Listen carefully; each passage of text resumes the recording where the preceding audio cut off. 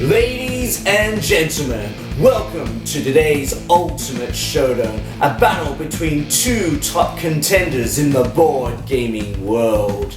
In one corner of the ring, we have multi-award winning, long-time reigning champion combo card crunching game, Race for the Galaxy. In the other corner, we have its sister game, the re-implemented version, multicolored dice chucking, engine churning, empire building game, Roll for the Galaxy.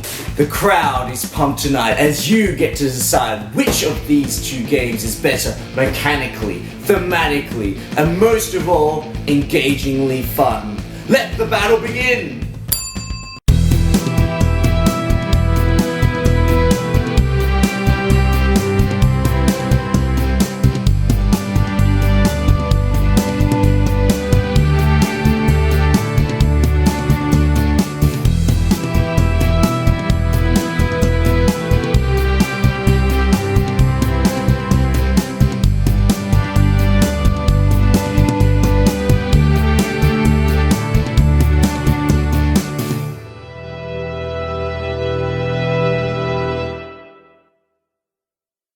Race for the Galaxy was released in 2007, and Roll for the Galaxy released in 2014. Both games are designed by Tom Lehmann and published by Rio Grande Games, with Wei-HWa Huang helping to develop Roll for the Galaxy.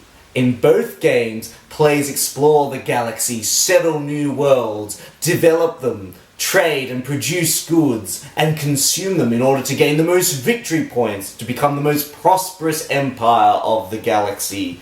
In this video, we're going to do a side-by-side comparison of both games to see which one is better.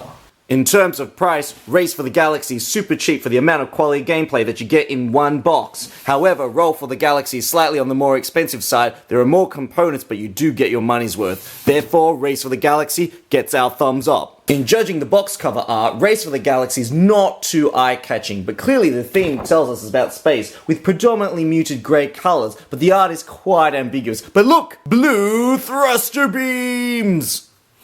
On the other hand, Roll for the Galaxy has a giant, floating, futuristic space giant with the symbology exploding with light and fire. Look at the scale of the planet in the distance. The Roll for the Galaxy box cover gets our thumbs up. When we do a side-by-side comparison of the insert and components from both boxes, when we open the Race for the Galaxy box, it's a little bit deceptive to the buyer, because as you can see, all you really get is a deck of cards and some very high quality victory point chips, but really there's a lot of unused space. The deck of cards themselves, however, have some really great illustrations.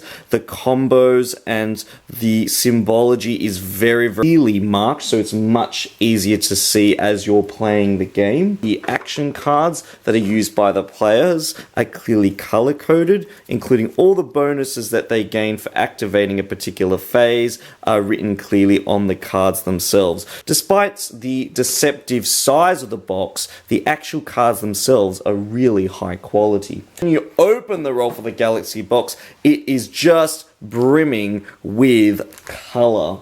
It's got some really thick tiles which really add to the longevity of the game, because you will be playing this quite a lot. The plethora of dice, a gamer's dream, hundreds of different colored customizable dice. I spent literally 5 minutes inspecting the colored dice, kind of like the sprinkles that you have on your fairy bread. Got really thick action selection cards and really thick high quality starting worlds, which pay homage to people who have played Race for the Galaxy, including some of the original starting worlds in the other game, like New Sparta, Old Earth. And you've also got these double faction tiles, and when combined together with the 9 starting worlds, you can get a plethora of different starting combinations that really add to the replayability of the game. In fact, I think you can get about 81 combinations. The tiles themselves in this big giant tile bag, the players who have played Race for the Galaxy will be very familiar with some of the tiles in this game. double-sided, really high quality, and when you place them side by side, they all connect together. I also wanted to show you my side-by-side comparison of my favorite card from both games, the Galactic Trend Setters. I love how futuristically looking they are, and you can see the difference in the size of the images, and I like how in the Roll for the Galaxy they've tried to maintain that lovely theme from the original game. What's with these ridiculous looking kid-sized cups? But then again, I am a big kid. In terms of insert and components, Roll for the Galaxy gets my thumbs up. Now if you're looking at the player aid that's used for both games, this one's from Race for the Galaxy, this one's from Roll for the Galaxy. The Race for the Galaxy player aid upon first inspection looks incredibly confusing. There's so many symbols down the bottom with all the different power icons and explanations. There's all these labels and text boxes everywhere. On the other hand, when you look at the Roll for the Galaxy player aid, it serves as the little screen which players then allocate their dice behind. Very clear round summary, short, sharp, straight to the point. Great use of icons, which this game does very well. Extra detail about the phases, and also a little bit more information about what you can do and the distribution of the faces on the dice. So I think in terms of player aid, this Roll for the Galaxy one is thumbs up. This actual player aid does become much more useful as you become more familiar with the game. It actually is useful for more experienced players. Just in terms of iconography, when you're playing Race for the Galaxy for the first time, seeing something like this can really make a player's brain hurt. So a lot of the time, players will have to reference the player's reference glossary at the back of the rulebook, which can really slow the game down. There are 4 different main colors in the game: green, aqua, brown, and yellow. So the green obviously represents gene technology, novelty goods, mining goods, and alien technology. And whenever these worlds, as marked by the circles on them, when they produce, you actually produce a good on them. Then you've got these worlds with red outline around them. They're also called military worlds, and you've got all these other little hexagonal symbols which represent the victory points. If you have a grey world, it's a world that actually can't produce anything. But then you have these diamond icons which signify developments, and then you have windfall worlds which are signified by these halos. The iconography in Roll for the Galaxy is a little bit clearer. You don't have to remember what the icons mean. They actually have it written down here at the bottom. This makes the tiles and icons much easier to understand when teaching new players. So this would be a great jumping point for new players heading from Roll to the Galaxy into Race for the Galaxy. In terms of iconography, Roll for the Galaxy gets our thumbs up. There are many similarities and differences in terms of the gameplay. Both of them have 5 main player-activated actions. In Race for the Galaxy, you have Explore, Develop, Settle, Consume, and Produce. In Roll for the Galaxy, you have Explore, Develop, Settle, Produce, and here is the big difference, Ship. These are the action cards that a player would use in their hand. Each turn, players select one action card to play. Note that these 2 cards here have this symbol here and are only included when you're playing with 2 players. Each player takes their selected action card and places it face down in the middle of the table. Once everyone is ready, all the action cards are revealed. Each of the phases that matches up to an action card on the table is triggered and activated. So that means all players will be able to explore, all players will be able to settle, all players will be able to consume in this particular round. However, only the player who plays the card actually gets the bonus. The red player will get the trade bonus when they consume, and only the blue player will get the double victory points. In the explore phase, all players may draw 2 cards and keep 1. However, if the player played one of the bonus cards, they can draw 7 to keep 1, or draw 3 and keep 2. If the player played the action development card, they get -1 off the cost. In the settlement phase, players may place and pay to settle a world as signified by a circle. If it is a windfall or halo world, those worlds gain an immediate good represented by a face-down black card placed on the actual windfall world. If the player activated the settle phase, they get to draw a card after placing a world down. In the consume phase, players may sell colored goods for cards using the base prices outlined on this particular table. Only the player who played this card can actually use this trade bonus. All players in the table need to consume any goods using their abilities marked out by this number 4 wherever possible and trade them in for victory points. In the produce phase, all players place a good on an empty production world that doesn't have a halo. However, the player who activates this phase may place a good on a windfall world. When different phases are activated in the game, players need to look at the cards in their tableau to see if the matching phase numbers has any bonus effects. In Roll for the Galaxy, the sequence is a little bit more streamlined. Players move their little credit marker down to pick 2 cubes to place into their cup. Players then roll their cup behind their screen. Whatever appears, players then use those symbols and match them up to the 5 different phases outlined on their little player grid. This is all done in secrecy. The other players are doing this simultaneously. Players can use a die to then activate one of the 5 phases as shown in this row. So for example, this player may choose to activate the explore phase by placing the die, and the symbol does not matter when you're choosing the action. This person can dictate by reassigning one of the die and sacrificing one to then try and get another phase if possible. The player screens are then revealed and then the activated phases are flipped. Only the phases which have been flipped over are actually activated this turn. So for example, if these 2 phases, the explore and the produce phase tiles, were flipped over, only those 2 phases would be activated.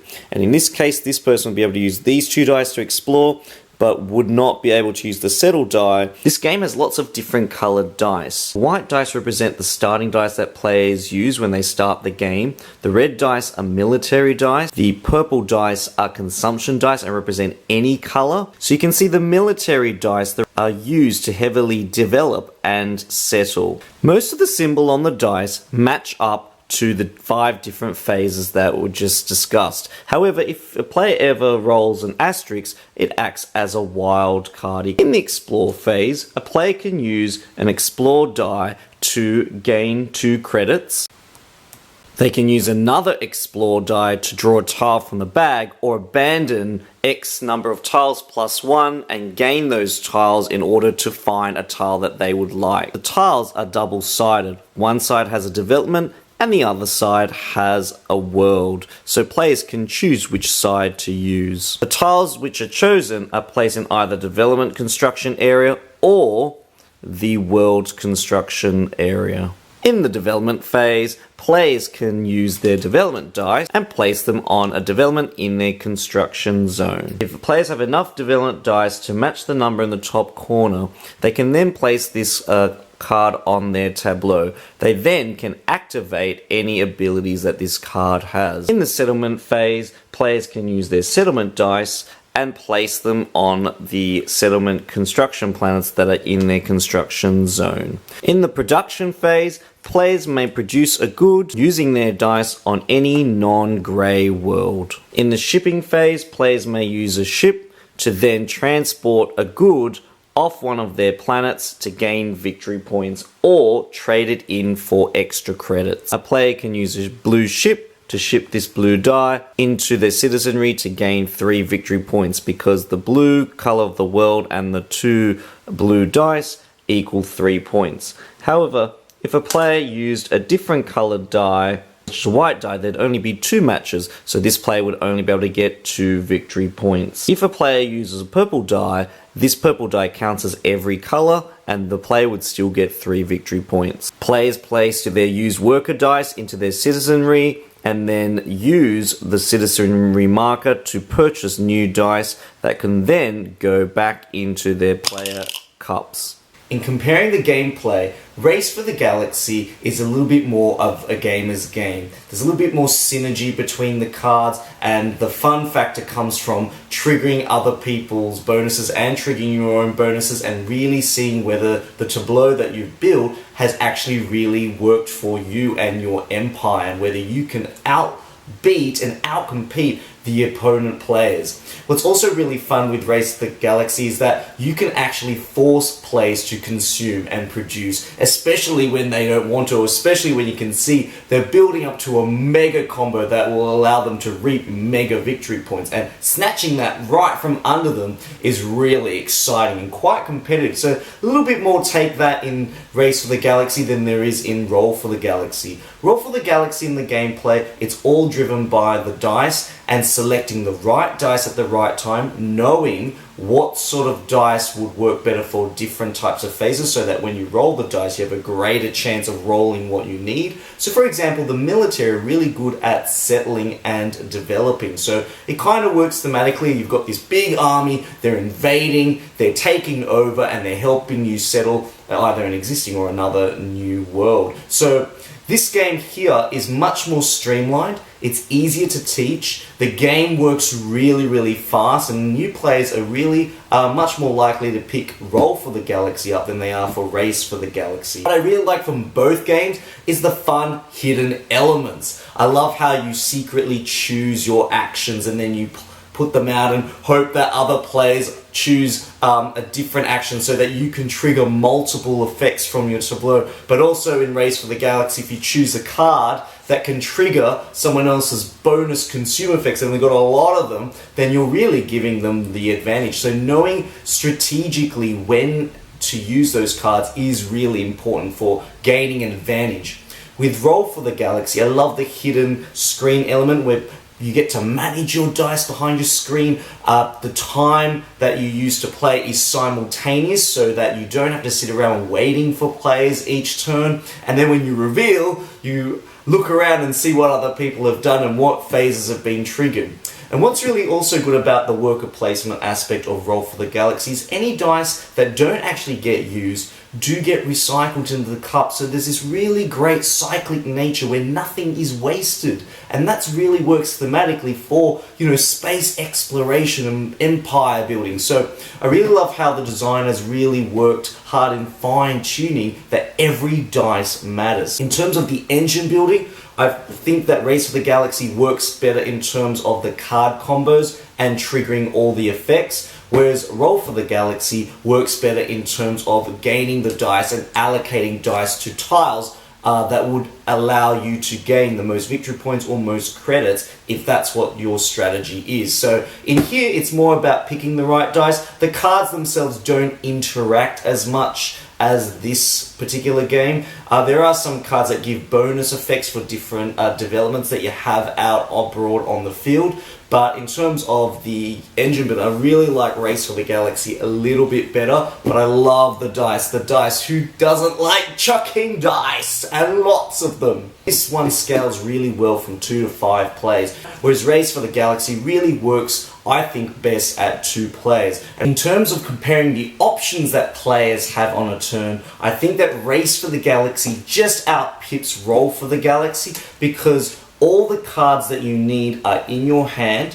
There are much easier ways to increase your hand size by using the explore action, trading goods in for other cards, and then because the cards are the currency themselves, you can really time the sorts of worlds that you want to settle in, the developments that you want to invest in, and really have a greater plethora of strategy using the cards and the card hand management system in this game. Whereas in the Roll for the Galaxy game, you're kind of really limited at times with the credit marker, and if you don't invest enough in credits, you just don't have a lot to do, which does thematically make sense, but it can get a little bit frustrating at certain times. Explore phase in the Roll for the Galaxy does allow players to broaden their options, but you do have to invest a lot of your dice and a lot of your time and sacrificing your tiles in order to gain the tiles that you really want. And by doing that, you can actually slow your empire development down. So I feel like Race for the Galaxy streamlines the explore phase and card currency management phase much smoother than the Roll for the Galaxy. Race for the Galaxy, you can actually start by choosing how you want to begin your actual empire and galaxy exploration, whereas in Roll for the Galaxy it's kind of determined for you, and you can't really employ strategy used in the last game until you find out what tiles and starting world you get in the next games. In considering the final verdict, I really love Race for the Galaxy. It has some really great card synergy, really great player interaction and tableau building and engine building, really great fun. It does take a lot of time to learn, but it's well worth the effort if you are going to put the effort in.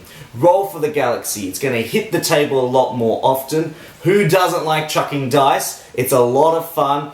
People will get engaged, easy to pick up. I really would say that Roll for the Galaxy slightly pips a Race for the Galaxy, but I really feel that they're actually suited for different types of players. Race for the Galaxy is more for the gamers. Roll for the Galaxy are for people who get together and just want to play a really fun engine building, tableau building game. But in saying that, my final word is that if you are interested in Race for the Galaxy, I would probably get Roll for the Galaxy first, because by playing Roll for the Galaxy, you become quickly familiar with a lot of the symbols that come up in Race for the Galaxy. And so then once you've mastered Roll for the Galaxy, stepping into Race for the Galaxy is much easier. And you only have about half the number of icons to learn before you really get into it. This one does take about 3 to 4 or even 5 games before you start seeing some clarity within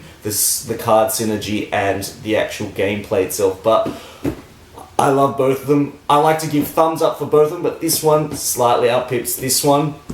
Which one did you think was the winner? You decide. This is Danny signing out. See you again for another board game review on Board Game Sanctuary. Bye.